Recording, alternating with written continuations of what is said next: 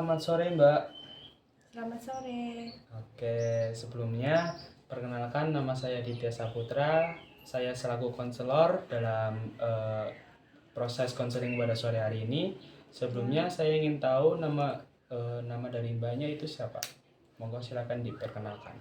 Ya, nama saya Julita Nurdindawati. Saya kerap dipanggil Dinda sehari-harinya di rumah. Oh, Mbak Dinda. Mbak Dinda itu lebih nyaman dipanggil Mbak atau Kak ya? Mbak aja. Mbak aja. Iya. Oke, Mbak Dinda atau Mbak aja nih? Mbak Oh, Dinda. Mbak Dinda. Oke. Mbak Dinda, sebelumnya kesibukan Mbak Dinda itu apa? Saya kesibukannya bekerja dari hari Senin sampai Jumat. Terus kalau Sabtu Minggu saya libur. Oh, oke. Berarti dari hari Senin ke Jumat Mbak Dinda sibuk kerja. Iya. Sedangkan hari Sabtu dan Minggu liburan. Libur, iya. Oh, oke. Kalau boleh tahu Mbak Dinda bekerja sebagai apa? Sebagai karyawan di PT. Terus di bagian finishing 2 itu menghitung hasil produksi karyawan. Oh, kalau boleh tahu PT-nya itu fokus di bidang apa sih, Mbak? Fokus di bidang produksi rambut palsu. Oh, rambut palsu, wig. Ya, wig. Oh, oke. Terima kasih. Baik, sebelum kita mulai sesi konseling, pastinya kan ada asas kerahasiaannya, Mbak. Jadi, saya di sini akan sedikit menjelaskan terlebih dahulu tentang asas kerahasiaan. Jadi, asas kerahasiaan pada sesi konseling kali ini ya tentunya sama dengan proses konseling yang lainnya, Mbak. Jadi, diharapkan nantinya Mbak Dinda setelah datang ke sini itu bisa menceritakan semuanya, keluh kesahnya, bisa menceritakan kecemasannya atau apapun itu, dan tenang saja karena kita mengandalkan asas kerahasiaan. Tentunya nanti baik dari nama Mbak Dinda, terus permasalahan Mbak Dinda, dan semuanya data pribadi tentang Mbak Dinda itu akan kita simpan dan akan kita benar-benar perhatikan sehingga tidak akan adanya kebocoran data. Seperti itu Mbak Dinda, bisa dipahami? Iya, bisa. Ada pertanyaan sejauh ini? Belum sih. Oke, belum ya. Untuk itu kita bisa langsung mulai saja sesi konselingnya Mbak Dinda? Iya, bisa. Oke Mbak Dinda, kita mulai sesi konseling pada sore hari ini. Yang pertama saya ingin tahu Mbak Dinda itu datang ke sini tujuannya apa dan kenapa sih kok bisa sampai datang ke konselor seperti saya ini? Tujuan saya ingin menyelesaikan masalah-masalah yang sedang saya rasakan. Jadi Mbak Dinda selama ini sedang merasakan masalah-masalah yang ada di hati Mbak Dinda, gitu? Iya. Oke, selanjutnya setelah sesi konseling ini harapan Mbak Dinda itu apa, Mbak? Ya, saya bisa mendapatkan solusi dari permasalahan-permasalahan yang saya rasakan di pekerjaan saya ya, terutama pada bagian saya lah. Jadi Mbak Dinda itu merasakan ada masalah-masalah di pekerjaan Mbak Dinda, terutama di bagiannya Mbak Dinda. Iya, betul. Tadi bagian kerjanya Mbak Dinda itu di finishing 2 menghitung hasil produksi karyawan. Oke. Jadi perlu matematikanya kayak gitu Mbak di situ. Iya, banyak menghitung poin-poin gitulah. Banyak menghitung poin-poin. Iya. Oke, langsung kepada intinya. Mungkin dari beberapa permasalahan yang ada di benaknya Mbak Dinda, silakan Mbak Dinda ungkapkan saja, silakan Mbak Dinda ceritakan saja kepada saya, dan nanti kita bersama-sama untuk bisa mencari jalan keluar yang terbaik tentunya untuk Mbak Dinda, dan nantinya Mbak Dinda bisa bekerja dengan nyaman, bisa bekerja dengan enjoy. Silakan, ada permasalahan apa yang bisa Mbak Dinda ceritakan kepada saya? Tentunya ada keluhannya ya. Yang pertama itu masalah tentang job desk-nya yang terlalu berat, itu yang pertama. Terus yang kedua itu masalah skill kerjanya karyawan. Karyawan baru, saya kan termasuk karyawan baru. Karyawan baru itu harus menyeimbangi sama karyawan lama. Oh, oke. Gitu. Jadi Mbak Dinda di sini tuh posisinya sebagai Iya, karyawan baru yang baru pernah mencicipi ya istilahnya mencicipi job desk kerja di PT iya betul. dan dituntut untuk menyeimbangi karyawan-karyawan yang sudah senior. Iya, yang sudah lama bertahun-tahun di situ. Oh, jadi Mbak Dinda itu di PT tersebut udah berapa lama Mbak? Baru 8 bulan. 8 bulan. Ya, Oh, tapi sampai 8 bulan itu Mbak Dinda belum bisa beradaptasi ya dengan job desk terus dengan peraturan-peraturan di PT tersebut. Berarti yang sangat menjadi masalah di hatinya Mbak Dinda dua permasalahan tersebut. iya Hmm, betul. oke. Dari dua permasalahan tersebut eh, apa sih yang menjadi dampaknya untuk proses Mbak Dinda bekerja itu yang bisa kayak bisa-bisanya dari permasalahan itu membebani pekerjaan Mbak Dinda itu apa? Yang pertama, dari masalah yang pertama itu kan job desk-nya terlalu berat, jadi ada rasa cemas yang selalu menghantui saya. Rasa cemas soalnya nanti takut ketinggalan gitu, Oh, takut nggak bisa menyeimbangi sama karyawan lama. oke.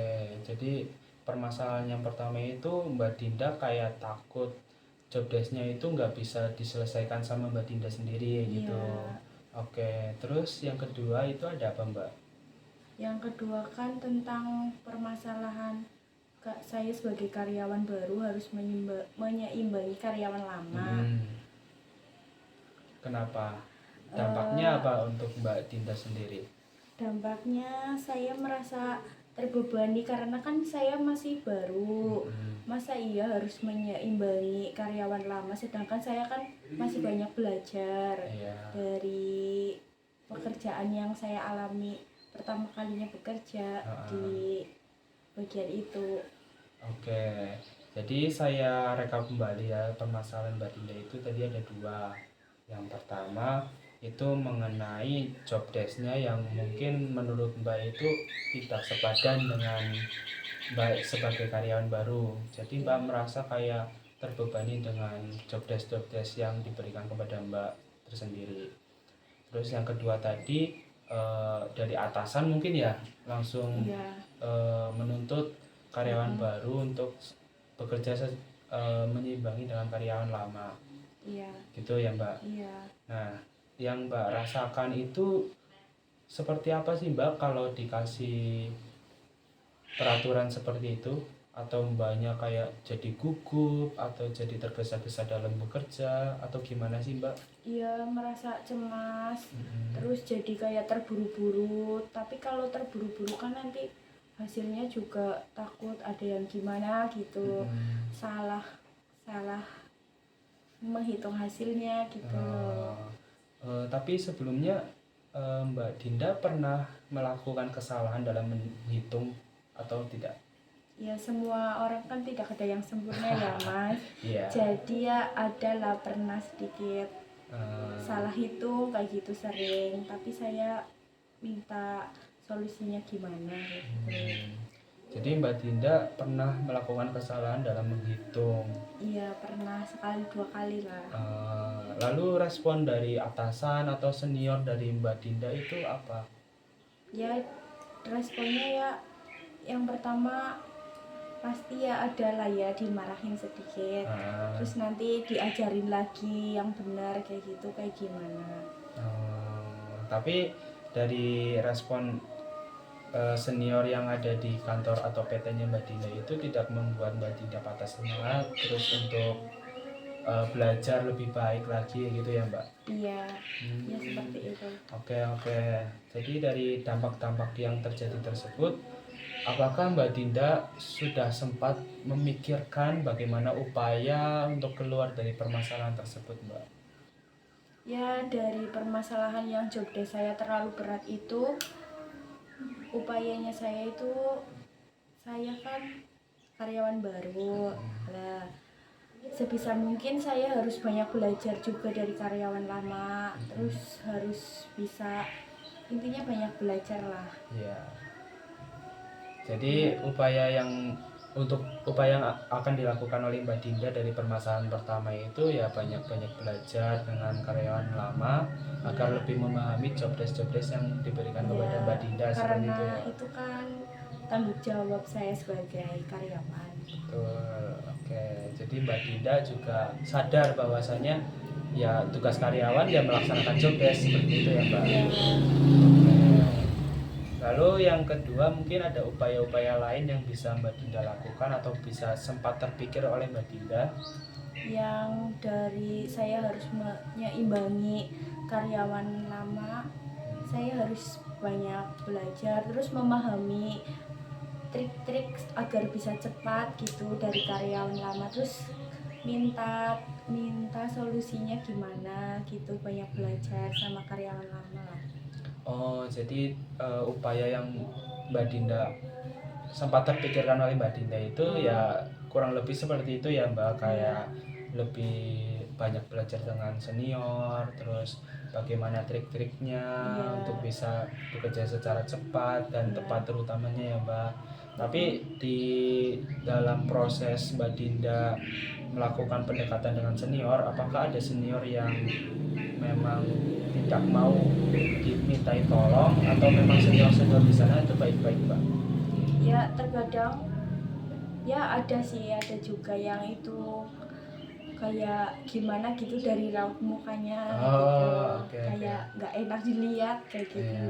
Jadi memang Kalau saya minta tolong gimana sih Mbak triknya kayak gitu misalnya, terus dari raut mukanya kayak gimana. jadi memang ya tidak ada masalah yang terlalu berat ya Mbak. Ya cuman mungkin manusiawi ya, capek gitu ya Mbak.